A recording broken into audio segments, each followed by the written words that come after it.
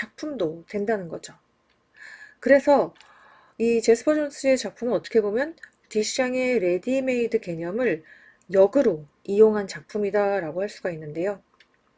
뒤샹이 일반 기성품에 특별한 의미를 부여해서 예술품으로 만들었다. 뭐 예를 들어서 자전거 바퀴 같은 작품들. 그렇게 뭐 우리가 레디메이드 예술을 이해한다면 제스퍼 존스는 이걸 이제 반대로 작품을 마치 일반 오브제처럼, 즉 미국 국기를 그린 자신의 이 깃발이라는 예술 작품이 그냥 일반 국기와 마찬가지로 사용되게 만들면서 반대로 예술 작품을 레디메이드 기성품으로 만들어 버렸다라고 할 수가 있죠.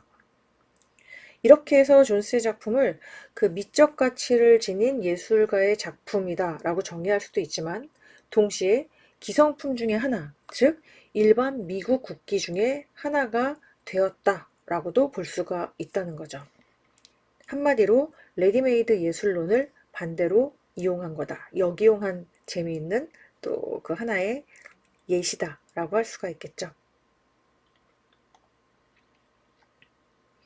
자, 마지막으로 제스퍼 존스의 또 다른 작품, 채색된 청동에 대해서 알아볼 텐데요.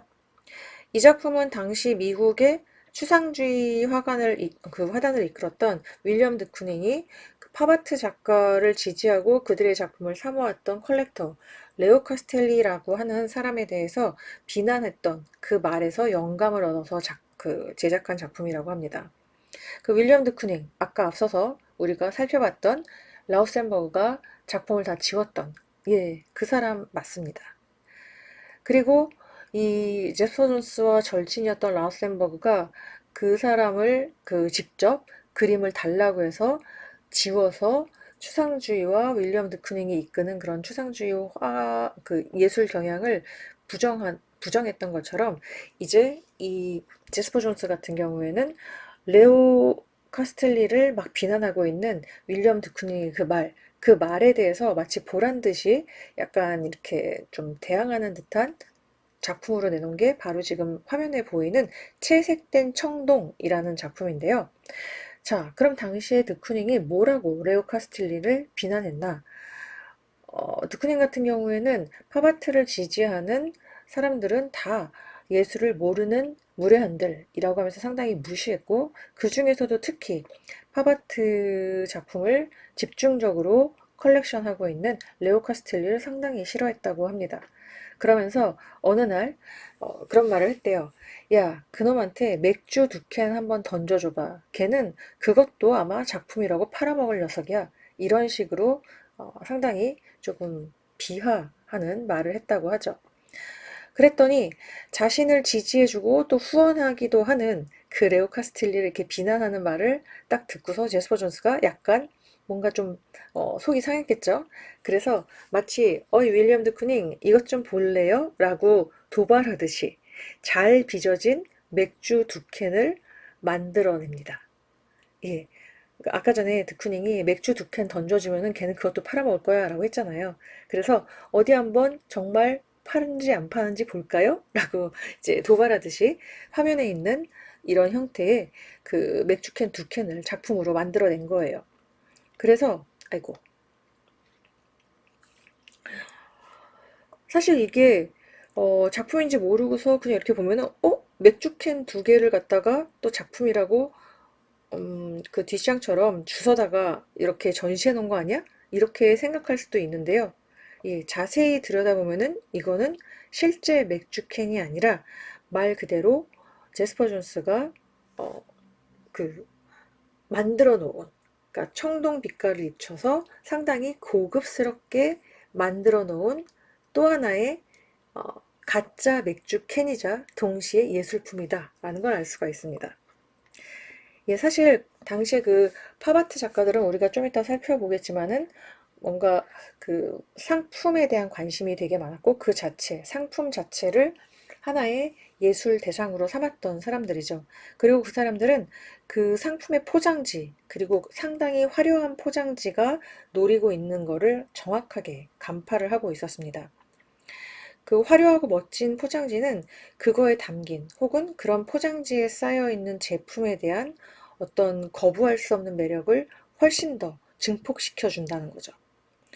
그래서 사람들은 더 이상 그 능동적으로 내가 상품을 선택하고 그 기능이나 뭐 이런 것들에 대해서 더 중요하게 여기면서 상품을 소비하는 게 아니라 그저 정말 아름다운 포장지를 쫓아서 그냥 생겨진 그 외향 자체가 그냥 아름다우면 그거에 끌려서 거기에 더 넘어서서 이제 그 아름다운 상품을 아까워서 소비도 못하고 받들어 모시는 그런 지경에 이르게 되는데, 그런 것을 이제 어떻게 보면 좀 조롱하는 의미에서 또 이 작품을 만들었다라고도 볼 수가 있습니다.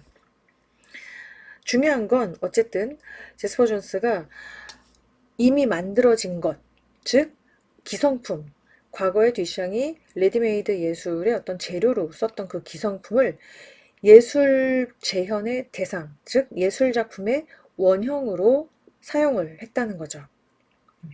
그래서 여기 같은 경우에는 그 발렌타인 맥주라고 하는 그 맥주캔 두 캔을 깔끔하게 아주 청동으로 제작을 한 조각품이다라고 할 수가 있습니다. 그리고 그 레오 카스텔리를 막 비난했던 드쿠닝한테 마치 이제 보란 듯이 이 채색된 청동이라는 작품을 아주 비싼 가격에 성공적으로 판매까지 합니다. 예.